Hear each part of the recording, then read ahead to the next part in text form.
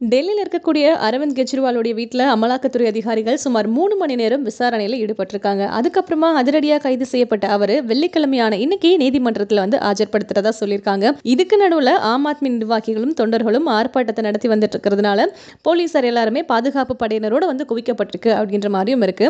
And இந்த நிலையில ஆம் ஆத்மி பத்தி என்ன சொல்லியிருக்காங்க அப்படின்னு பார்த்தா, அங்க இருக்கக்கூடிய அதிர்ஷி அப்படின்றவங்க, நாங்க முன்னாடி சொன்னது மாதிரி டெல்லி முதல்வரா அரவிந்த் கெஜ்ரிவால் அவர்கள் தான் கண்டிப்பா தொடர்வாரு அப்படின்றத இந்த இடத்துல நாங்க உறுதி செஞ்சுக்கிறோம்.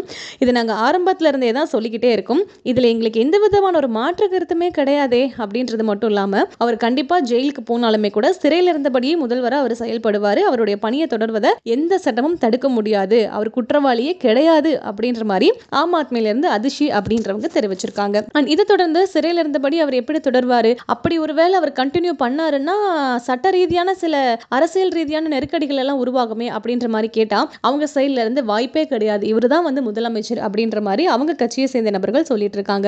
ஏன் இதுக்கு முன்னாடி பீகார் மாநில முதல்வரா இருந்த லாலு பிரசாத் அவர்கள் இருக்கார் இல்லையா, ஊழல் வழக்குல கைது செஞ்சப்போ அவரோட பொறுப்பை அவரோட மனைவியான ராப்ரி தேவி வசம் கிட்ட தான் ஒப்படைச்சாங்க. அது மட்டும் இல்லாம போன ஜனவரியில நில மோசடி வழக்குல ஜார்க்கண்ட் மாநில முதல்வர் ஹேமந்த் இருக்கார் இல்லையா, அவர் கைது செய்யப்பட்டிருந்தாங்க. அப்ப வேணா அவர் முதல்வர் பொறுப்புல இருந்து விலகி இருக்கலாம். பட் ஆனா இவர் அப்படி விலக மாட்டாரு, விலகவும் நாங்க விடமாட்டோம் அப்படின்ற மாதிரி அவர்களுடைய தொண்டர்கள் சொல்லிட்டு இருக்காங்க. அண்ட் அது மட்டும் இல்லாம இப்போ டெல்லியில பாஜக தலைவர் வீரேந்திர சச்தேவா என்ன சொல்றாரு அப்படின்னா, மதுபான கொள்கை ஊழல் தொடர்பா வழக்கு விசாரணைக்கு ஆஜராகாம கெஜ்ரிவால் ரொம்ப நாளா தப்பிச்சுக்கிட்டே இருந்தாரு. இந்த சூழல்ல இப்ப பார்த்தா அமலாக்கத்துறையால கைது செய்யப்பட்டிருக்கு. உண்மைக்கு கிடைச்சிருக்கக்கூடிய வெற்றி தான் இது. இப்ப இருக்கக்கூடிய இளைஞர்களை மது பழக்கத்திற்கு தள்ளணும் அப்படின்றதுக்காக கெஜ்ரிவால் முயற்சிகள்லாம் செஞ்சுட்டு இருந்தாரு. அதை அரசு எதிர்கொண்டு அதுக்கான ஒரு வீழ்ச்சியை தான் இப்ப நடந்திருக்கு. இது பாவத்துக்கான பலனை நிச்சயமா அனுபவிக்கணும் இல்லையா, அந்த மாதிரி கெஜ்ரிவால் அவர்கள் கண்டிப்பா அனுபவிப்பாரு அப்படின்ற மாதிரி பாஜக தலைவர் வீரேந்திர சத்வா சொல்லியிருக்காரு. இதனை எத்தனை பேர் வரவேற்கிறாங்க, எத்தனை பேர் இதுக்கு எகென்ஸ்டா இருக்காங்க அப்படின்றது கண்டிப்பா நமக்கு தெரிஞ்சிருக்கும். அது மட்டும் இல்லாம கூடவே